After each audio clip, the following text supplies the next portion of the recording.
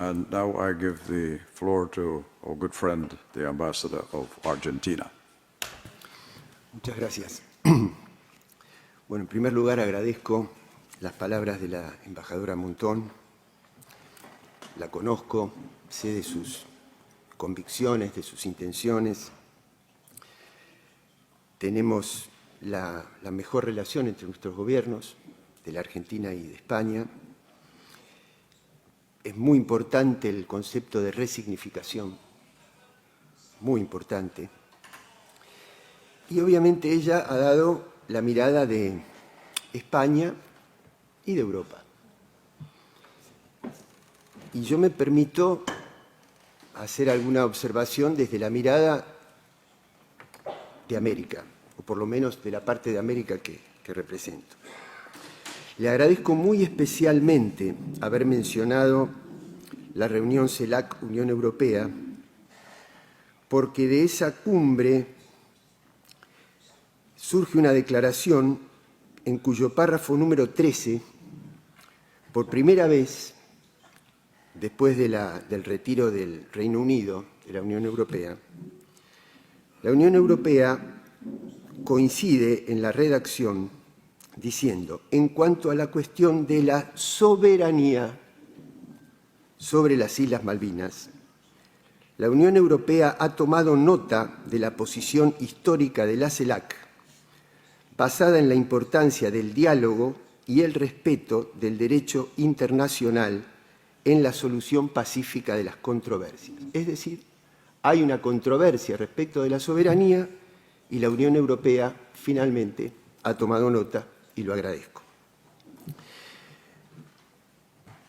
Cuando un país se arroga soberanía sobre un territorio que está a 12.000 kilómetros de la metrópoli, en el pleno siglo XXI, no hay duda de que se trata de una situación neocolonial. No hay ninguna otra interpretación que pueda tener ese hecho. Pero bueno, nosotros nos descolonizamos políticamente de Europa a través del proceso independentista del siglo XIX, pero tendríamos que preguntarnos si hemos roto definitivamente los lazos de la colonización económica y de la colonización cultural. Cuando hablo de la colonización cultural me refiero a la concentración mediática que hace o que tiende a que todos pensemos de una misma manera frente a los hechos. No me estoy refiriendo ni a Cervantes, ni a Lope de Vega, ni a Federico García Lorca, ni a José Saramago, desde luego, cuyos aportes apreciamos y amamos inestimablemente. Y en cuanto a la colonización económica, yo reconozco, todos reconocemos la importancia de la cooperación. ¿Cómo no vamos a valorar que países de ingresos medios e ingresos con presupuestos menores, el favor que hace la cooperación en materia de cambio climático, de desarrollo, de turismo, de tecnología agropecuaria, desde luego?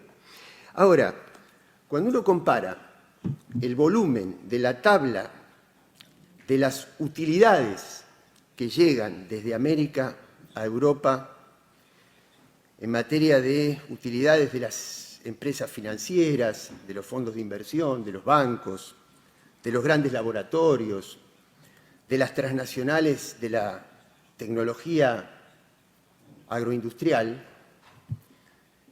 se da cuenta que la cooperación es un cambio chico, es el vuelto de lo que sale.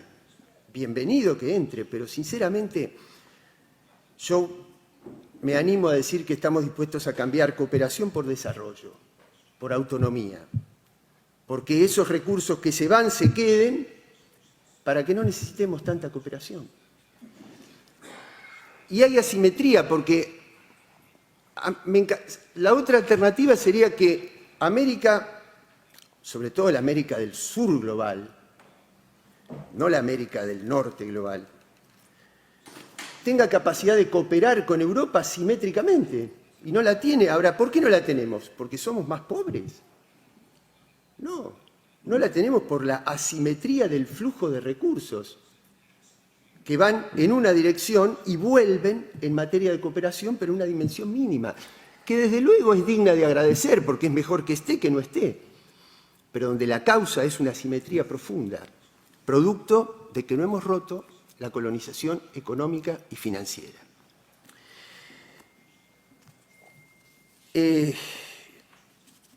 Nosotros solemos decir que América no es el continente más pobre, es el continente más desigual.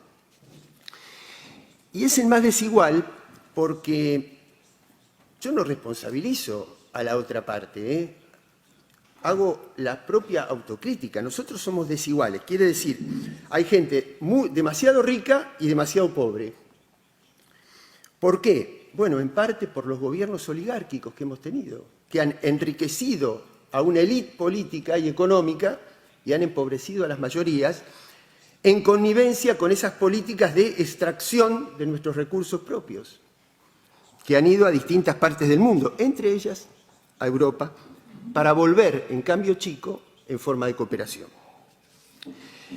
Y la otra cuestión en la que me gustaría que tengamos paridad es en ser observadores. A mí me encantaría que América Latina pudiera ser observador en los foros europeos e inclusive con capacidad de opinión, con muchos minutos para poder tomar la palabra y hablar, por ejemplo, sobre la voladura del principal gasoducto que proveía energía al continente europeo, o al proceso de recesión, o a las protestas sociales, o al incremento del presupuesto militar en medio de la inflación y de la recesión. Aumentan los presupuestos militares en honor a la paz, ¿no? Es decir, tenemos un discurso de paz que lo vamos a lograr aumentando los presupuestos militares. ¿Sabe cómo encantaría que América Latina y el Caribe tengan observadores de todas estas realidades? En definitiva, y termino con esto, presidente, bienvenida a la diversidad, porque cuando la diversidad es entre pares, es digna de ser celebrada.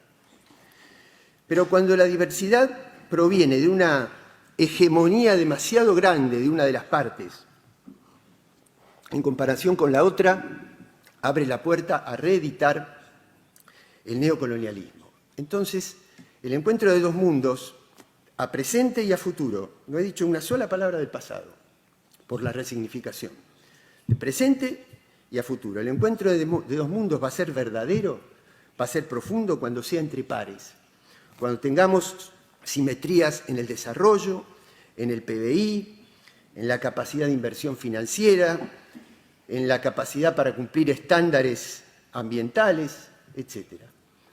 Muchas gracias, presidente.